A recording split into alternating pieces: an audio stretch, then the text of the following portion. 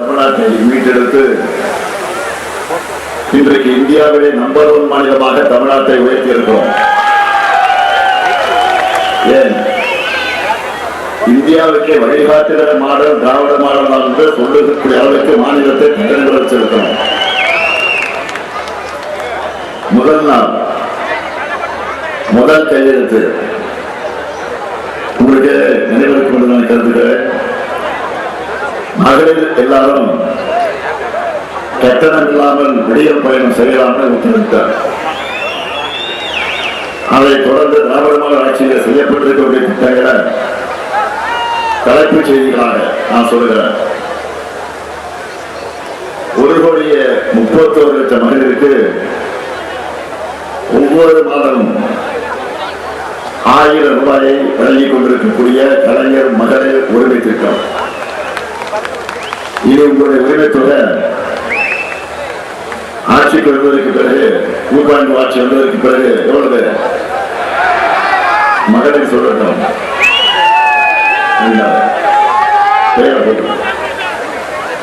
அரசு பள்ளியில படிச்சு காலேஜ் போகக்கூடிய மாணவ மாணவிகளுக்கு மாதம் 1000 ரூபாய் வழங்கும் புதுமை மற்றும் தமிழ் புதல்வர் திட்டம். இந்த தொகை 1500 ரூபாயாக உயரப் போகுது. 19 லட்சம் பள்ளி மாணவர்கள் சூடா சுவையா சத்தான உணவை வழங்கக்கூடிய காலை உணவு திட்டம்.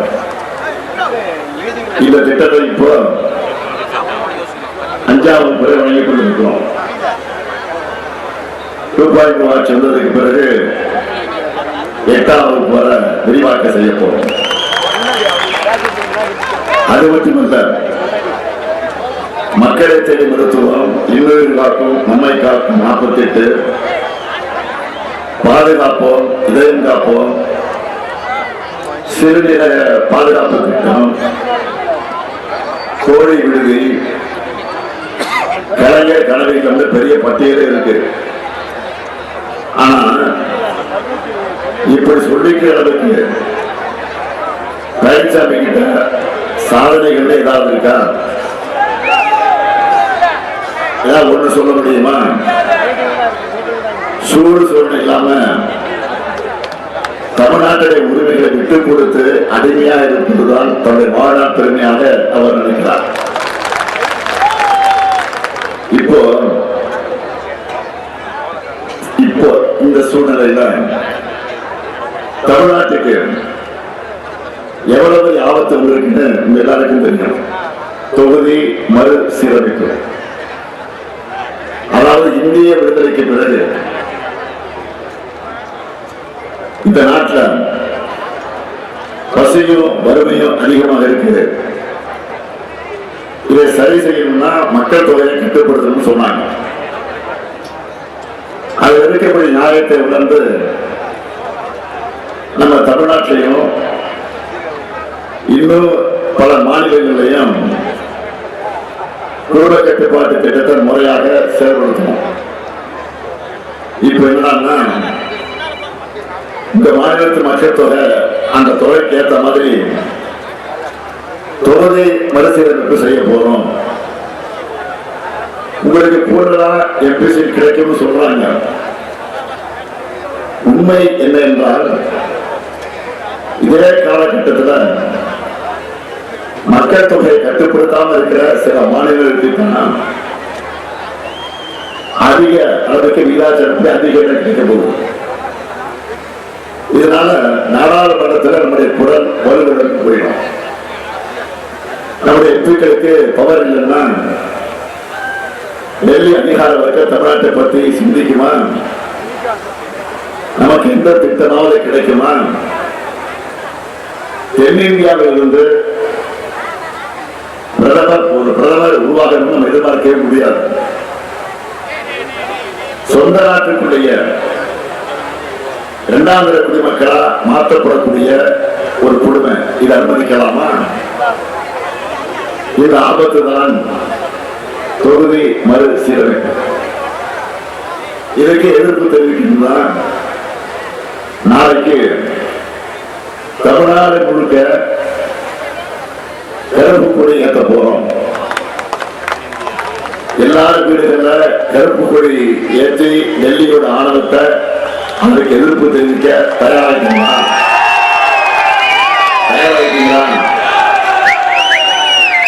உங்க வீட்டு வாசல்ல தொகுதி மறுசீரமைப்புக்கு எதிராக முழக்கமிட தயாரா? தமிழ்நாட்டில் நாம இந்த போராட்டத்தை நடத்தும் போது, நாளைக்கு போராட்டத்தை நடத்தும் போது டெல்லியில நம்ம எம்பிக்கு நாடாளுமன்றத்தில் போராடிட்டு இருப்பாங்க. தேர்தல் நடந்துட்டு இருக்கு. எல்லா எம்பிக்களும் தொகுதியில் இருக்காங்க. மணி மட்டும் தான் இருக்காது. அவர் நாளைக்கு போயிருப்பாங்க. ஒருத்தர் இருக்கிறார் சொல்லிட்டேன். தேர்தல் அப்புறம் தான். இதுதான் முக்கியம். இதுதான் சுயமரியாதை. நாளைக்கு நம்ம குரல் எழுப்ப தவறினா நம்மளுடைய குரலுக்கு எப்போதுமே மதிப்பளிக்காது. இந்த போராட்டத்தில் வெல்லுவத நம்முடைய உரிமைக்குள் அடங்கக்கூடாது. டெல்லி அடங்குவத நாம அடிக்கணும். நாம அடிக்கிற அடியில திமிர்த்த பாஜக அடங்கியே ஆகணும். பழனிசாமி அவர்கள், இது தமிழ்நாட்டுக்கான போர். இதையாவது கொஞ்சம் சுயமரியாதை நடந்திருக்கீங்க. அடிமையாகவும் துரோகியம் இருக்கிறது பழனிசாமிக்கு மட்டும் பழக்கம் இல்லை. அவர் கூட வரவங்க அவங்க சிந்தி பாருங்க. துரோகியோட மொத்த கூடாரமா உருவாகி இருப்பது என்டிஏ. 31 லட்சத்தை புட்டு வைக்கட்டுமா? ஒருத்தர் ஒவ்வொரு முதுகையா குத்திட்டு, ஒருத்தர் உங்களுடைய முதுகையா குத்திட்டு, இப்போ தமிழ்நாட்டோட முதுகை குத்த தன்னுடைய முதுகை பாஜகவுக்கு வாடகை விட்டு இருக்கிறாங்க பழனிசாமி. இன்னொருத்தர் உங்களுக்கு நல்லா தெரியும், சமூக நீதி போராளி என நான் பெரிதும் மதிக்கக்கூடிய மருத்துவர் ஐயா ராமதாசன் வேதனை தடுக்கி விட்டுட்டு ஊழல் வழக்கிற்கு பயந்து கூட்டணி அமைச்சுட்டு உத்தவர் போல உங்களை ஏமாற்றிருக்கிறார். அவரை பற்றி ஒரு வார்த்தை கூட நான் பேச விரும்பல. அவரை பற்றி ஒரு வார்த்தை கூட நான் பேச விரும்பல. அவரை பற்றி பேசினால் என்னுடைய தகுதி குறைஞ்சிடும். ஏன்னா மருத்துவர் ஐயாவே இவரை பற்றி என்ன பேசுறாரு? நல்லா கவனிங்க. மருத்துவர் ஐயாவே இவரை பற்றி என்ன பேசுறாரு?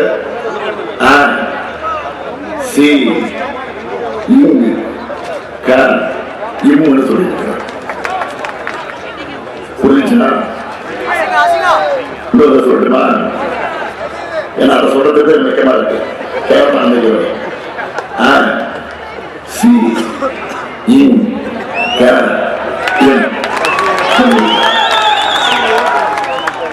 சமூக நீதிக்காக இந்த மண்ணில் நடந்த மிக முக்கியமான போராட்டம் 1987 போராட்டம். ஐயா ராமதாஸ் அவர்கள் தலைமையில் நடந்த போராட்டம். அதிமுக துப்பாக்கி குண்டுகளுக்கு 21 தியாகிகள் பலியானாங்க. ஆனா 1989 நம்முடைய திமுக ஆட்சிக்கு வந்தவுடனே, தலைவர் கலைஞர் முதலமைச்சராக ஆனவுடனே சேலத்து சிங்கம் வீரபாண்டியார் அவர்கள் மூலமா ஐயா ராமதாஸ் அவர்களை தன்னுடைய வீட்டுக்கு அழைச்சி விவாதிச்சு ஆட்சி பொறுப்புக்கு வந்த 45வது நாள் மிகவும் பிற்படுத்தப்பட்டவருக்கான 20 விழுக்காடு ஒதுக்கீட்டை உருவாக்கி கொடுத்த வரலாற்று சிறப்புமிக்க முடிவை அமைச்சரவை கூட்டத்தில் எடுத்தார் நம்ம கலைஞர், நம்ம தலைவர். இன்னைக்கு கல்வி வேலைவாய்ப்புல மிகவும் பிற்படுத்தப்பட்ட சமூகத்திற்குள்ளே பிடிச்சு வேலைக்கு போய் முன்னேற கலைஞர் கொடுத்த இடஒதுக்கீடு தான் மிக முக்கிய காரணமாக அமைந்துள்ளது. அந்த போராட்டத்தில் உயிரிழந்த 21 சமூக நீதி போராளிகளுக்கு மணிமண்டபம் கட்டியிருப்பது யார் தெரியுமா? இந்த ஸ்டாலின் தான்.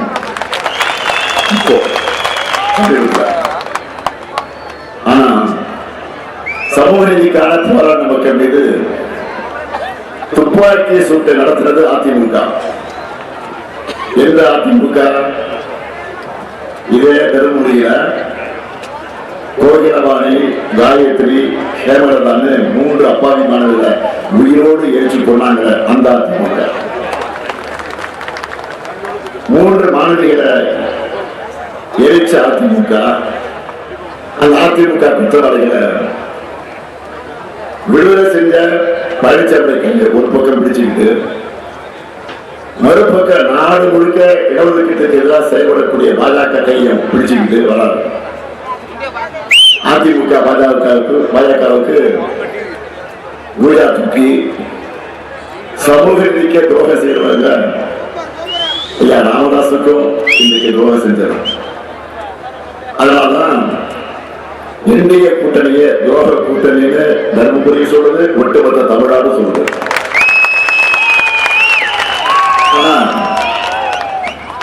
திமுக தலைமையிலான மதச்சார்பற்ற முற்போக்கு கூட்டணி கொள்கை கூட்டணி, சமூக நீதியை பாதுகாக்கிற கூட்டணி, மாநில உரிமைகளுக்காக குரல் கொடுக்கிற கூட்டணி, வஞ்சனைகளை வென்று ஒட்டுமொத்த தமிழ்நாட்டுக்கு வளர்ச்சியை கொடுக்கிற கூட்டணி.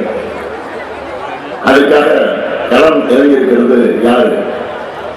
Super star. சூப்பர் ஸ்டார் யாரு? சூப்பர் ஸ்டார் யாருன்னு கேட்டா நம்ம தேர்தல் அறிக்கை இதான். தேர்தல் அறிக்கை இது என்ன ஹைலைட்? இங்க இருக்கிற மகளிரை கேட்கிறேன், உங்க அண்ணன் இந்த ஸ்டாலின் கொடுக்கிற கூப்பன் எவ்வளவு?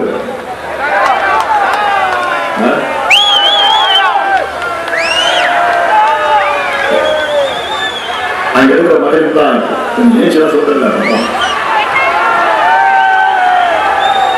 8000 ரூபாய் மகளிர் தான். இப்போ வீட்டுக்கு என்ன புது பொருள் வாங்கலாம் அப்படின்னு டிஸ்கஸ் பண்ண ஆரம்பிச்சிட்டாங்க. நீங்க பார்த்தாலும் இந்த திட்டத்துல எவ்வளவு கூப்பன் தர போறோம், எவ்வளவு கூப்பன் தர போறோம்? இந்த திட்டத்துல 8000. இந்த கூப்பனை வச்சு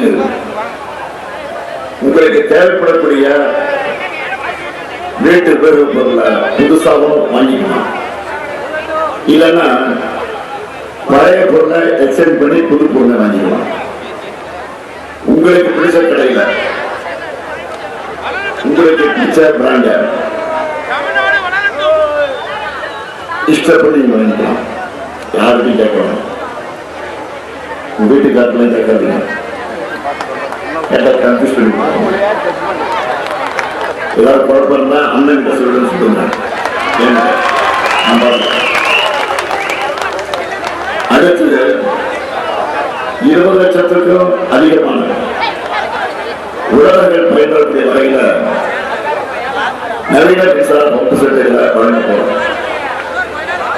உயர்கல்வி முடித்த 5 லட்சம் இளைஞர்கள் வேலைவாய்ப்பு பெறும் வகையில நாள் முதல் திட்டத்தில் 1500 ரூபாய் உதவித் தொகையோடு 6 மாதம் பயிற்சி வழங்க போறோம். பால் கொள்முதல்களை லிட்டர் ஒன்றுக்கு 5 ரூபாய் உயர்த்தி வழங்க. முதியோர் உதவித்தொகை 1700 ரூபாயிலிருந்து 2000 ரூபாயாக உயர்த்தப்படும்.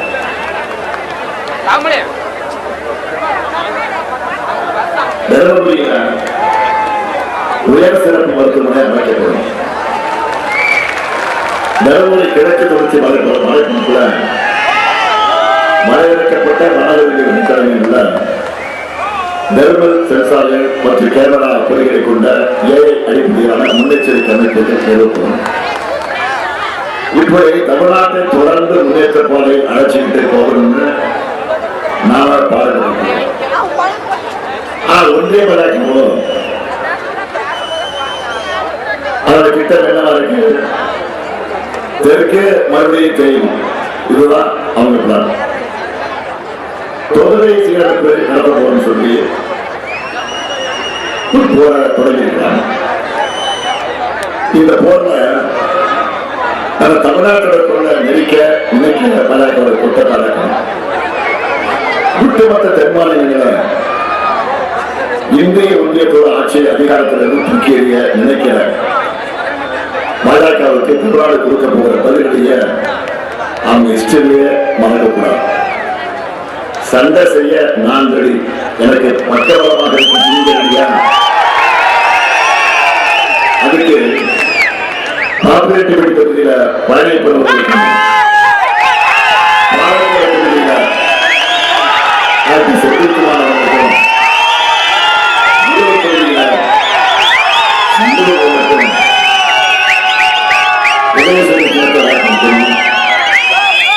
அதோட தருமபுரி தொகுதியில டாக்டர் பி யோகவர்மனுக்கு வாக்களிக்கணும். தென்னாகர் தொகுதியில ஜிகேஎம் அமித்குமாருக்கு சின்னத்தில் வாக்களிக்கணும். திமுக தலைமையிலான மதச்சார்பற்ற முற்போக்கு கூட்டணிக்கு நீங்க போடுகிற ஒவ்வொரு வாக்கமும் தமிழ்நாட்டை தலைமை கொண்டு நடைபெற வைக்கும். ஆனா தமிழ்நாடு தலைமை கொள்வது குடிந்தே பழக்கப்பட்ட பழனிசாமிக்கு பிடிக்கல. அதனாலதான் இந்த அட்டறிஞர்கள் மாதிரி பேசுறாரு. என்ன பேசுறாரு தெரியுமா? மகளிர் இடஒதுக்கீட்டுக்கு எதிராக பேசுறேன்னு, நான் மகளிர் இடஒதுக்கீட்டுக்கு எதிராக பேசுறேன், நாட்கள் நரம்புலாம பேசுறாரு பழனிசாமி. எந்த சாலையில் பார்த்து பேசுறீங்க? பெண்களுக்கு சொத்துரிமை கொடுத்த தலைவர் கலைஞருடைய மகனை பார்த்து பேசுறீங்களா? பெண்கள் சொந்தக்கார நிற்கிறது சுய உதவி குழுக்கள் ஆரம்பிச்ச தலைவர் கலைஞருடைய மகனை பார்த்து பேசுறீங்களா? மாதந்தோறும் மகளிர் பெற்றோர் வழங்கிட இந்த ஸ்டாலினை பார்த்து பேசுறீங்களா? இளைய பயணம் கொடுத்த இந்த ஸ்டாலினை பார்த்து பேசுறீங்களா? ஒருமைப்பட்ட இடத்துல மாணவிகளை கல்லூரியில் கலப்ப இந்த ஸ்டாலினை பார்த்து பேசுறீங்களா? பணி செய்யக்கூடிய பெண்களுக்கு தோழி விடுதலை உருவாக்கி அழகு பார்க்கணும் இந்த ஸ்டாலினை பார்த்து பேசுறீங்களா? காலை உணவு திட்டத்தை கொடுத்து பெண்களுடைய சுமையை குறைச்சிருக்கணும் இந்த ஸ்டாலினை பார்த்து பேசுறீங்களா? பழனிசாமி அவர்களே, இந்த உள்நோக்கம் இந்த ஸ்டாலினை வசைபாடுகள் கிடையாது. இந்த முதுகில சவால் செஞ்சிருக்கக்கூடிய ஓனர் பாஜகவை காப்பாற்றுறது. அதனாலதான் மும்பை கொள்கையை நீ எதிர்க்கல, எஸ்சி ஆரியவை எதிர்க்கல, பொது சிறு சட்டத்தை எதிர்க்கல. இப்போ தமிழ்நாடே கொண்டிருக்கும் போது தொகுதி சீரமைப்பால் ஏற்படுத்தக்கூடிய பேராபத்தை எதிர்க்கல. இப்படி எந்த பிரச்சனையிலும் தமிழ்நாட்டுக்காக கொண்டு கொடுக்காத நீங்க எதுக்காக கட்சி பண்றீங்க? எதுக்காக கூச்சலை இல்லாம மக்களுக்கு வாக்கு கேட்கிறீங்க? பேசாம பாஜக செய்வதற்கு முன்னாடி நீங்களே கட்சியை கிடைச்சிட்டு நேரடியாக பாஜக ஐக்கியமாயிருங்க. கூச்சப்படாதீங்க. பாஜக பிஆர் மாடல் உங்களுக்கு யூஸ் பண்ணிருக்கும். வாக்குப்பதிவுக்கு 7 நாள் தான் இருக்கு. திராவிட மாடல் 2.0 தொடங்குவதற்கான ஃபைனல் கவுண்ட் ஸ்டார்ட் ஆயிடுச்சு. தேர்தல் வந்துட்டால நம்ம திமுக காலத்தில் எக்ஸ்ட்ரா வந்து தானா வந்து அது எங்க இருந்து வருது எப்படி வருதுன்னு தெரியாது. ஆனா பிரச்சாரத்துக்காக சுற்றி சொல்ற திமுக காலம் முன்னாடி பம்பரத்தை கொடுத்துடும். உடன்பிறப்புக்கு எல்லாரும் எலெக்ஷன் வந்துட்டா சத்தியமான ஆயிடுவாங்க.